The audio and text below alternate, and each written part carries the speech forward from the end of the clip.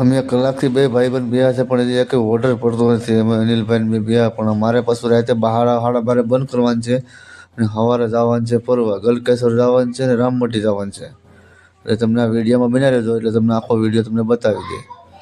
આ રીતનું કાંઈક લોકેશન બર્ગર કિંગ અત્યારે ઊભા છે મિત્રો. સારો લાગે તો વિડીયોને ફોલો કરજો અને કોમેન્ટ કરી જજો અને લાઇક કરી.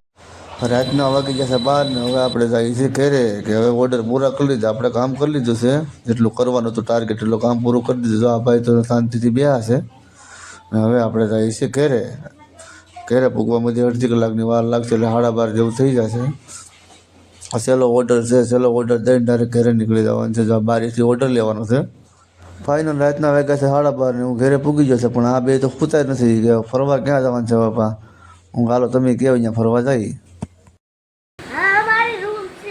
તમે આવ્યો કાકા કાકા પવન ખાઈ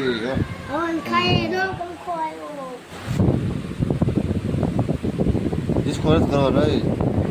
આ શું છે પોતું મારે તને કહો આયુષ હાલો આપણે ક્યાં ફરવા જવાનું છે? મુંબઈ. એ તારે ક્યાં ફરવા જવાનું છે? પછી તારે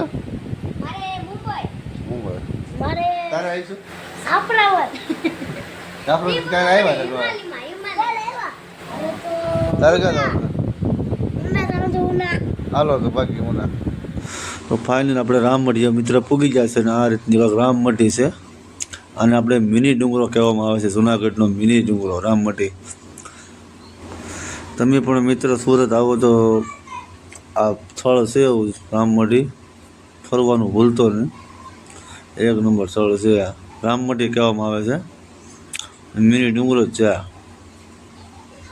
ઉપરથી ફરવાની ગુફા આવે છે. જો અમારા ગોપાલભાઈ છે આપણા ભાઈબંધ આપણે હારે આવેલ છે એ ડુંગરો બતાવે જો. કેમ છે ગોપાલભાઈ? આ રીતનું કાંક છે જોરદાર. બધા અહીંથી હવે નીકળીએ. અમારે જવું છે ગલકેશ્વર. હવે તો મિત્રો આ ગલકેશ્વર છે. હવે ગલકેશ્વર પૂગી જશે ને અહીંયા તો એક ભોળાનાથની મૂર્તિ બહુ જોરદાર મોટી છે. હું તમને આ વિડીયોમાં બતાવું છું. દર્શન કરી લઈ પછી તમને બતાવું છું. જો આ રીતની ભોળાનાથની મૂર્તિ છે મિત્રો. અહીંયા પાછળ સ્વિમિંગ પુલ ઓચિંગ છે નવાનું.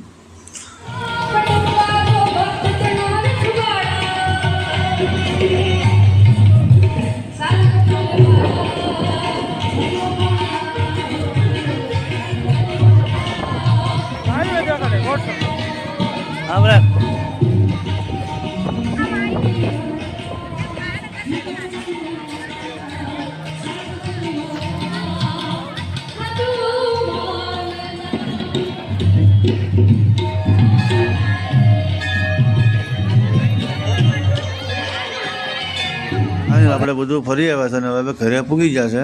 નાહી ધોઈને તૈયાર થઈને હવે ખાઈ પીને સૂઈ જાઉં. બસ અહીંથી વ્લોગ પૂરો કરીએ આપણે. વિડીયો સારો લાગ્યો હોય તો લાઈક કોમેન્ટ કરી દો ને ફોલો કરી દો મિત્રો.